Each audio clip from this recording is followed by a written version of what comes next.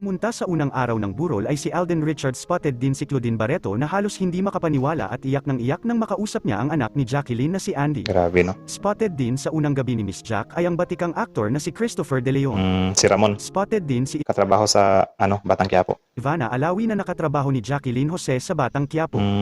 Spotted din na pumunta ang dating boyfriend ni Andy Eigenman na si Jake Ejercito na ama ng kanyang panganay na anak na si Ayan, kumusta mga kanoise? Welcome back sa ating YouTube channel, Filipino Aces. So ngayong araw ay panonood natin ng video mula kay Hot Showbiz. Meron ito pamagat na unang burol ni Jacqueline Jose, dinaluhan ng mga batikang artista.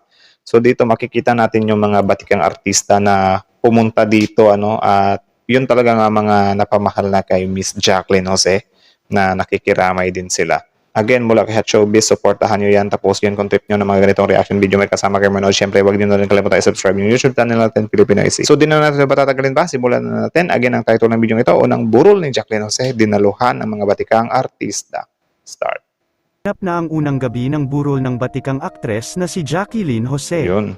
Hindi po open in public ang kanyang burol dahil naka-open lang ito sa mga nakatrabaho ng aktres at kaibigan at mga kaklose nito sa industriya. Yun. Hot Showbiz, subscribe. Sana nga bigyan nila ng kahit 1 hour lang or 3 hours na mag-public viewing. Pero yun, respect pa rin sa decision of family. Cremated po ang kanyang mga labi na napagpasyahan ng kanyang pamilya. Yun. Pumunta sa unang araw ng burol ay si Alden Richards, spotted din si Claudine Barreto na halos hindi makapaniwala at iyak nang makausap niya ang anak ni Jacqueline na si Andy. Grabe, no? Spotted din sa unang gabi ni Miss Jack ay ang batikang aktor na si Christopher De Leon. Si Ramon, Spotted din si katrabaho sa, Batang Quiapo. Ivana Alawi na nakatrabaho ni Jacqueline Jose sa Batang Quiapo.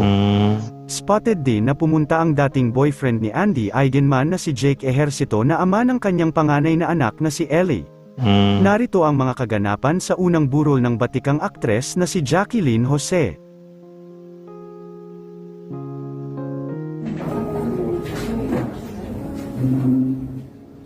Dami palang dumalong sikat,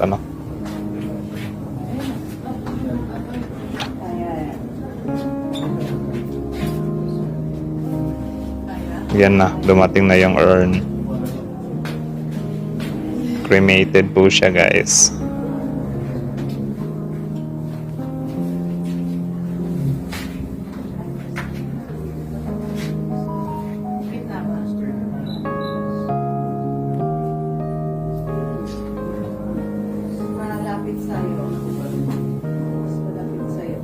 Grabe, mapabago or mapalumang katrabaho man ni Miss Jacqueline Jose. Mapapapunta talaga dun kasi sobrang din kasi nitong si Miss Jacqueline, guys, sobrang mabuting tao.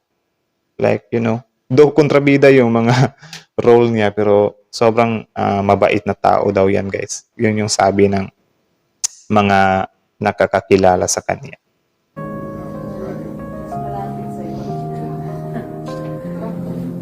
Grabe, man.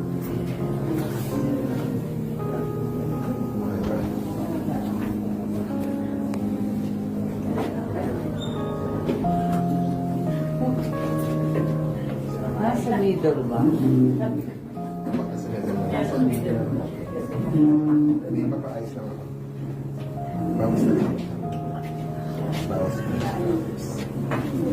Yan si Alden, Alden Richards. Jake Ejercito.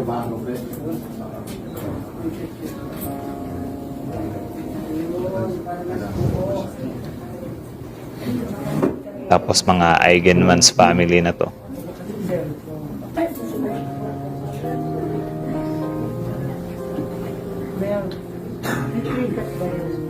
Tapos yung mga Batang Quiapo family din niya.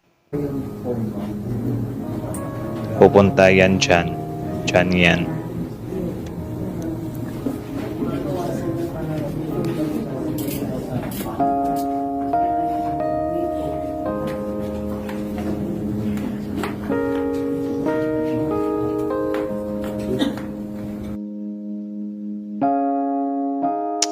Nakakalungkot. Sobrang sad.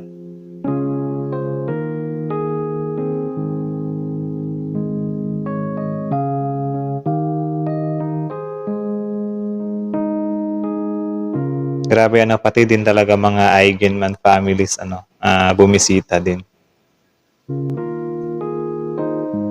Ivana Alawi, si Bubbles.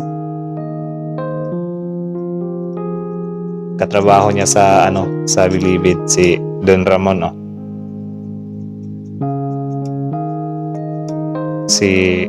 Sinong artista to? Si Terso ba? Terso? Tama ba?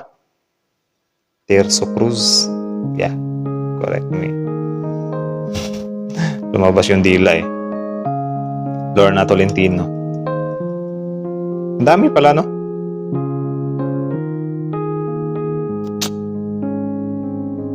Dami pala nga mga big time artist na pumunta, guys. Iba talaga kapag batikan ka.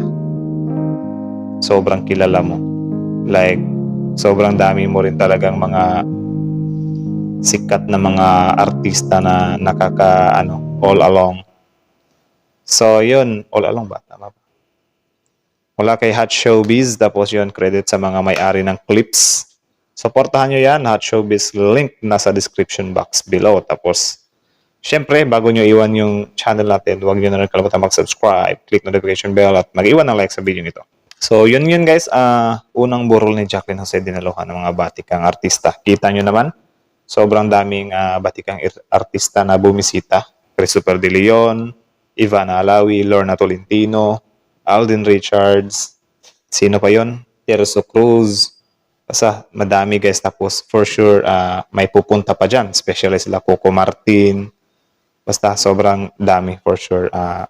Ewan ko lang kung ilang araw ibuburol yan. Tapos yun nga, sana nga meron din silang public viewing kasi marami din namang nagmamahal na fan dito kay Miss Jacqueline Jose. Pero kung yun, hindi maibigay ng family yun, ay respect na lang din natin yung wish nila or hiling nila, diba? So yun lang naman guys. Nakakalungkot siya. Tapos yun nga, Miss Jacqueline Jose, may you rest in peace. Tapos yun, pagdasal din natin yung soul niya guys bilang pasasalamat na rin natin sa mga naiambag niya dito sa